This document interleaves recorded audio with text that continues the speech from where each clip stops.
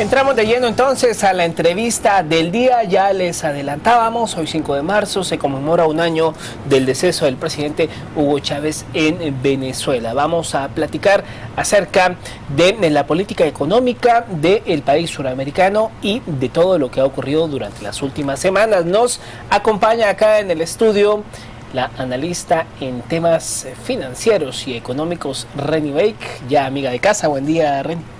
¿Qué tal está? Muy buenos días. ¿Cómo están a todos? Precisamente como ya estábamos platicando antes de comenzar, hoy es miércoles de ceniza para los que son católicos practicantes. Así es. Y para los que no lo son, igual, hoy comienza los primeros o los 40 días previos a Semana Santa.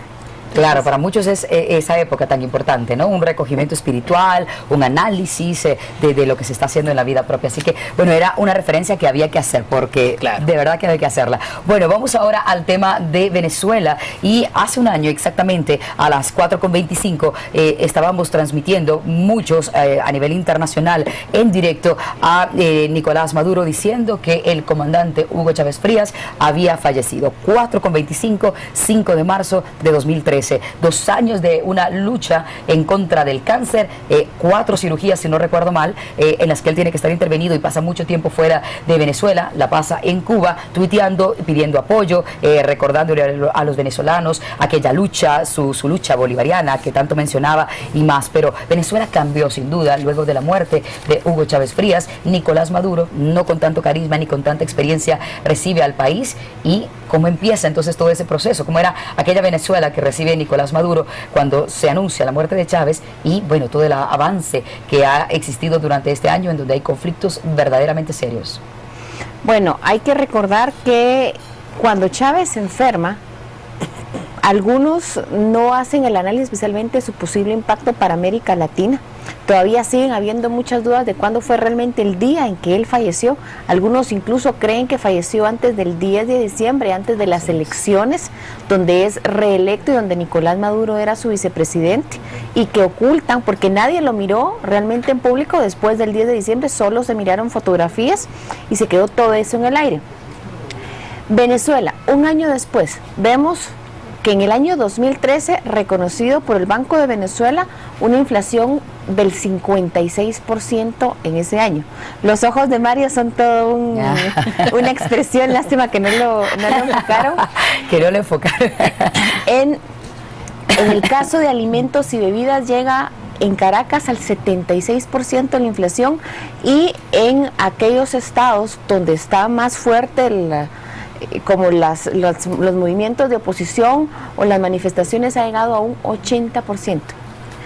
La economía después de Hugo Chávez, hay que ponerlo en contexto, cuando Hugo Chávez asume, y durante la mayor parte de su periodo, el precio internacional del petróleo estuvo por las nubes. Llegó a un momento en que llegó a estar a 140, 150 dólares el barril de petróleo. O sea, un amigo mío venezolano me comentaba que el presupuesto de Venezuela en esos años, con que estuviera el barril de petróleo a 80 dólares, estaba cubierto. Entonces el resto era ganancia, dinero extra que él se dedicó a básicamente comprarse amigos en el Alba Petróleos.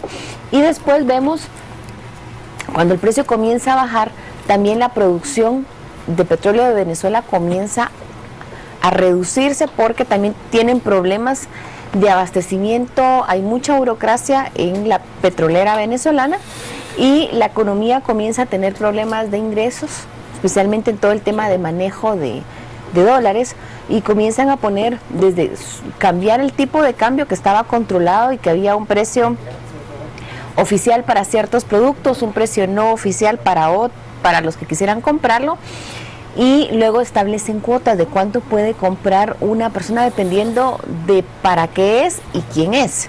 Wow. Entonces ahí comienza usted a ver que de repente la gente, el año pasado, y todavía, usted mira las fotografías o lo que la gente comienza a comentar, no hay papel higiénico en los supermercados.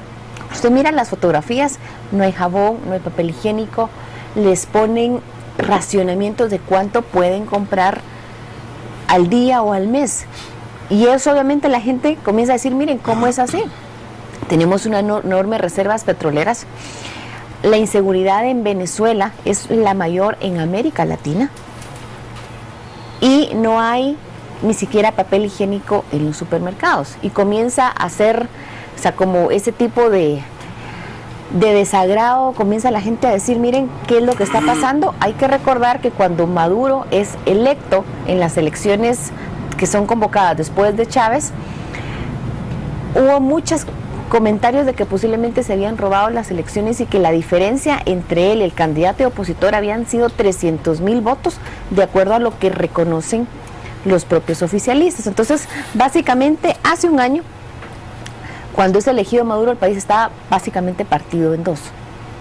O sea, y ahora, cuando la gente comienza a decir, vamos a ver, no hay papel higiénico, o sea, no hay seguridad, o sea, hay que hacer cola. Usted mira las fotografías y mira a la gente con sus tambos, y son fotografías públicas que publican en muchos periódicos matutinos internacionales, con sus tambos de gas haciendo cola para comprar gas. Tienen que hacer cola para comprar aceite. Usted mira a la gente que les están apuntando los números para cuánto pueden comprar. Yo llego, me hago mi cola para comprarme algo, y eso trae muchos recuerdos de cómo era la Unión Soviética y cómo es Cuba, que hay que hacer cola para comprar todo. Se une a esta conversación el analista en temas internacionales y de temas sociales, Juan Ramón Ruiz. Muy buen día, señor Ruiz. Estamos analizando en la Venezuela un año después del deceso del presidente Hugo Chávez. ¿Cómo podemos entender todo lo que está pasando y que hemos visto en las últimas semanas? Desde su perspectiva, Reni nos hacía un análisis un poco ligado a la perspectiva en el tema económico. Desde su perspectiva, ¿cómo podemos entender todo esto? Bueno, muy buenos días y muchas gracias por la invitación. Bueno, en primer lugar, creo que debemos de recordar hoy el primer aniversario de la partida física del comandante presidente Hugo Chávez y todo el legado que dejó Chávez, no solamente para Venezuela, sino para toda América Latina y para el mundo, ¿no? Es decir, definitivamente tenemos que comparar a Venezuela de hoy con la Venezuela del 98 y de mucho antes. Debemos de analizar que, por ejemplo, si hablamos de temas económicos, de 1998, que gana Chávez la presidencia, hasta el 2011-2012, la pobreza y la pobreza extrema bajaron significativamente en Venezuela. Se redujeron los índices en aproximadamente un 50%. Aumentó el alfabetismo, aumentó también significativamente el porcentaje de la población, sobre todo de la población más excluida y más marginada por el sistema imperante hasta entonces, en cuanto al acceso a una educación de calidad, en cuanto al acceso a una vivienda digna y de calidad, y aumentó también el acceso a la salud. Es decir, es muy importante tomar en cuenta que las misiones sociales, los programas sociales en Venezuela llamados misiones, como la misión Sucre, la misión Robinson, la misión Rivas, en el tema de la educación, la gran misión Hábitat Venezuela, por ejemplo, la misión Barrio Adentro, que ha llevado también los servicios sociales básicos hasta lo más recóndito de las aldeas, de los pueblos y de las ciudades venezolanas, definitivamente han beneficiado a una enorme cantidad de gente, a millones de venezolanos. ¿Qué sucede? Que obviamente cuando hay ganadores también hay perdedores. Para mí es muy significativa la gráfica que nos habla, por ejemplo, del porcentaje de la participación en los ingresos. Y no sé si, por ejemplo, pudiéramos hacer una toma de esta gráfica por acá. Muchachos, si se pueden acercar un poquitico allí. Si vemos la división de la población venezolana en quintiles y vemos la participación en el ingreso, ¿sí? Vemos que la participación y los beneficios en los ingresos que generan los recursos en Venezuela ha aumentado para la población, para los quintiles más bajos, ¿sí? Explíquenos allí la gráfica, aprovechando que está ahora al aire acá. Con menor cantidad de ingresos. No sé si se puede percibir bien la diferencia de los colores en la pantalla, ¿sí? Pues. Si se divide la población venezolana en quintiles de ingreso, es decir, desde el 20% con menor cantidad de ingresos, luego el 20%, luego el tercer 20% y el cuarto quintil y el quinto quintil, vemos que la participación en el ingreso, en los ingresos generados por los recursos, básicamente por el petróleo de Venezuela, ha aumentado en el quintil más bajo, de la población venezolana y en un 50%, por ejemplo, y ha aumentado en porcentajes que oscilan alrededor del 10% al 30% en el segundo, tercer y cuarto quintil.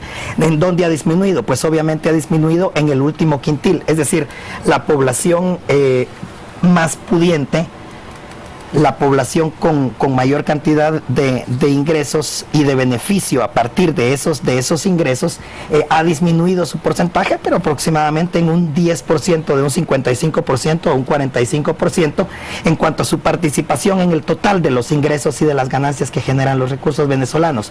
Obviamente este es el sector que se encuentra descontento y que de alguna manera ha resentido esta evolución social que definitivamente, en términos de los avances de la revolución, ha beneficiado a millones de venezolanos. Tenemos muy poco tiempo, pero ¿cómo entender entonces si, digamos, toda esa línea de ideas que Chávez manejaba de tratar de hacer más corta esa brecha entre ricos y pobres, y se ve ese beneficio del que usted nos está hablando, que se veía que ellos estaban empezando a tener oportunidades y podían estudiar y podían tener otros recursos? Quiero ver acá. ¿Qué es lo que está pasando? ¿Qué es lo que ha hecho mal Nicolás Maduro cuando ha seguido exactamente con la misma guía que dejó Hugo Chávez? No tendría que estar esa sublevación en este momento que está generando tanto problema y que no solamente es el descontento de la gente que pues aparentemente está siendo menos beneficiada. Cualquier venezolano en este momento está pidiendo recursos, lo hacen por las redes sociales, escriben pancartas diciendo que no les permiten incluso tener la publicación de fotografías con libertad en el Twitter. Es decir, ellos están prácticamente diciendo que son amordazados, y no solamente es la clase pudiente que se podría ver afectada. ¿Cómo explicar eso? Yo no diría que la población venezolana está amordazada. Tengo la oportunidad de conocer Venezuela, de haber estado varias veces en Venezuela, de haber conversado con la gente en Venezuela. Le cuento, por ejemplo, como a manera de anécdota, ¿no? No sé si ustedes conocen Ciudad Coribia, una ciudad caribia, un complejo habitacional enorme. Tiene mucha referencia de Coribia, no, hasta ahí no llegué. En las afueras de Venezuela. Claro. Que ha beneficiado con vivienda digna, vivienda de calidad a cientos de miles de venezolanos. Desde luego que todavía hacen falta muchos cientos de miles de venezolanos más y de venezolanas para ser involucrados en este tipo de ganancias y de beneficios que han generado los cambios y las transformaciones sociales. Por supuesto que hace falta, pero me decían a mí, por ejemplo, personas, señoras de condición humilde, de clase social baja, que vivían antes en los cerros de Venezuela, en las covachas o en viviendas precarias, por así decirlo. Decían, ahora tenemos dignidad, ahora tenemos patria, recordando el famoso lema, uno de los lemas que acuñó el comandante presidente Chávez. Es decir, ahora tenemos acceso a una vivienda propia, a una refrigeradora, a una computadora, a poder estudiar inclusive siendo de la tercera edad, y definitivamente lo que hace falta en estos momentos es que se le deje gobernar al presidente Maduro, que se respeten esos resultados de las elecciones del día 14 de abril. Y a mí me recuerdan, y solo para acotar también ahí, me recuerdan estos videos o estas imágenes a las que se hacía alusión. Bueno, me recuerdan, para no ir muy lejos, los videos que se veían sobre la Guatemala previa al 54. Esa construcción artificial, diría yo, de la carestía, esa generación de especulación, de dejar vacías las góndolas en los supermercados y decirle a la población, miren, no hay papel higiénico, no hay esto, no hay lo otro. Es una manipulación mediática. No solamente es una manipulación mediática, la manipulación mediática es colateral, tiene que ver, por supuesto, porque sobredimensiona una guerra económica, un bloqueo que se le ha hecho al gobierno revolucionario venezolano a partir de esos avances y a partir de que también, de alguna manera, el gobierno y la revolución bolivariana inspiran también otro tipo de movimientos y de avances de fuerzas progresistas en otros países de América Latina. Ahora bien, Reni, con esta realidad que nos pinta Juan Ramón, vemos una Venezuela donde efectivamente hay personas que se han beneficiado y que han salido de la pobreza extrema y sus condiciones de vida han mejorado. Y vemos, por otro lado, estos descontentos que se provocan en algunos sectores de la población. ¿Cómo encaminar al país con estas dos realidades? O sea, de ganadores y perdedores, o de gente que está a favor y los que no están a favor. ¿Cómo cohesionar eso? Porque en toda democracia es válido estar uno a favor o en contra de algo, pero o sea, ¿cómo encaminarlo? Yo creo que le cuestionaría al caballero muchos de los datos que dice, especialmente no es lo mismo tener un ingreso con un presupuesto a $150 el barril, que fue lo que le pasó a Chávez, y que obviamente tenía muchísimo dinero para comprar y gastar y tirar por todos lados, que a $80-90, que es lo que tienen ahorita, con una producción que está cayendo. Dos, él dice, miren, es la clase alta. Yo lo que he visto y las fotografías lo dicen, y lo dice el internet, por mucha bloqueo que hay a la libertad de expresión, es que más de la mitad del país está, miren, estamos en contra. Y yo le preguntaría, miren, ¿ha visto usted las fotografías? No hay papel higiénico, ¿ha visto la cuestión de la inseguridad? Y no es un tema, miren, es que hubo una elección y que lo dejen gobernar, es un tema de respeto a los derechos individuales, y lo que la gente está exigiendo es, miren, no nos dejan expresarnos, nos están poniendo un montón de límites, muchísimo más que cuando estaba Chávez, porque Maduro se está yendo muchísimo al modelo cubano, y hay que recordar que Cuba recibe más o menos el 60% del petróleo que está consumiendo hoy por hoy, regalado, entre comillas, le digo, dicen que es por cooperación y por intercambio, básicamente están succionando el petróleo venezolano, y de eso está viviendo Cuba. Y otros países de los de ALBA, por ejemplo El Salvador, también reciben petróleo. Entonces ellos no quieren soltar el petróleo que están recibiendo de gratis, que les ayuda a dar ciertas cuestiones o ciertas prebendas a la población. Es un tema de manejo político. Aquí el tema, ¿qué hacer? Uno, tienen precios regulados. O sea, no se está hablando de la corrupción existente. Usted mira las fotografías, gracias a Dios ahora en Twitter, Facebook y con las redes sociales es muy difícil esconder, no se miran las fotografías de la corrupción, de las propiedades y fortunas que han hecho los Bolívar empresarios o los empresarios chavistas, y mucho de la queja es, miren, no hay papel higiénico, no nos dejan expresarnos, las colas. O sea, ¿cómo es posible que en un país tan rico como Venezuela, con petróleo, solo puedan comprar 40 litros de gasolina diarios? Entonces, eso es la queja de la gente. Al final es, miren, el sistema económico que están estableciendo no funciona. Cuba, que es el modelo venezolano, solo ha sobrevivido porque antes recibía dinero de la Unión Soviética y ahora está recibiendo dinero de Venezuela. Y el problema es el manejo económico que está teniendo, porque una cosa es recibir petróleo o dinero a $150 el barril, y otra cosa es venderlo a 80 o a 100. Se te baja tu ingreso. Bien, tenemos que concluir, el tiempo se nos va.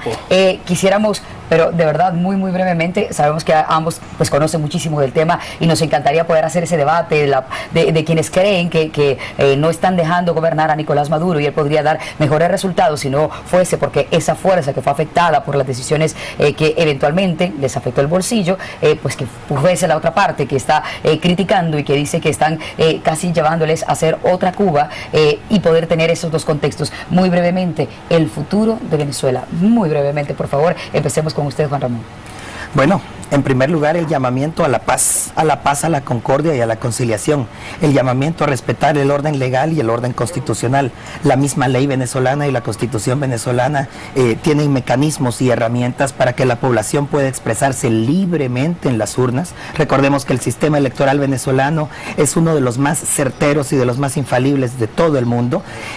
Ahí recordemos que quien gana o quien pierde puede ganar o perder por la diferencia de un voto, y recordemos la famosa frase del presidente Maduro el día de las elecciones: si gano por un voto gané, y si pierdo por un voto perdí. Esto se ha respetado, y se ha respetado también en el caso del actual gobernador del estado de Mérida y líder de la oposición, el señor Capriles, que también ganó en la última elección por un margen muy reducido de 0.5%. El futuro de Venezuela: dejar que los beneficios de las misiones sociales sigan involucrando a más cientos de miles y a más millones de venezolanos, respetar el orden constitucional, respetar el orden legal, que se consoliden los proyectos políticos, y que finalmente se deje esa manipulación mediática y esa construcción artificial de carestías, porque el papel higiénico ya lo hemos oído miles de veces. Una idea final, Reni, brevemente. No lo veo muy positivo. Una cuestión, y hay que estar claros, que una cosa es la democracia, que es una forma de elegir al gobernante, y otra cosa son los derechos individuales y el respeto a tus derechos, que es de una u otra forma lo que están exigiendo los venezolanos Venezuela es el país con la mayor inseguridad en América Latina. Nosotros estamos fregados, allá es muchísimo peor. ¿Seguirá así? Seguirá peor. Hay un tema. Chávez tiene el ejército, o Chávez dejó el ejército, pero también dejó las milicias bolivarianas a las que armó. Y obviamente esas son las que están saliendo también a disparar y están enfrentando. Yo no creo que sea nada muy positivo, porque en la medida que el gobierno venezolano tenga menos dinero para estar tirando, porque el precio del petróleo se va a mantener bajo, menos va a poder estar comprando y estar repartiendo y regalando para todo el mundo, y eso obviamente la economía no va a aguantar. Bueno, pues muchas gracias a Reni Beck y Juan Ramón Ruiz por haber estado con nosotros hablando acerca de las diferentes aristas y análisis que se hacen del país suramericano. Ahí tienen ustedes los elementos para sus conclusiones y pues bueno, un abrazo a toda. Hay mucha comunidad venezolana que se despierta con este noticiero, así que les enviamos muchos saludos también. Claro, y antes de irnos a un enlace para ponernos ahora pues en contexto de lo que está pasando también en las calles de nuestro país, solo quiero hacer referencia y es para pues tratar de entender que, por ejemplo, nosotros los comunicadores, para tener una información no podemos utilizar como fuente el internet o una fotografía que eventualmente puede ser montada, es hablar con la persona que o está señalando o que se está defendiendo, y en este caso el conversar con venezolanos, y recién hablaba con una, me decía, mi mamá me llama para que yo le cuente qué es lo que está pasando desde afuera, porque adentro hay muy poco acceso a la información, y eso lo dijo ella, la cito, y nada más no digo su nombre por respeto, porque lo dijo de manera muy confidencial, pero sí es complicado pensar entonces que están en este momento ellos atravesando una situación como esas, en donde no se pueden enterar de lo que pasa en su propio país. Es complicado.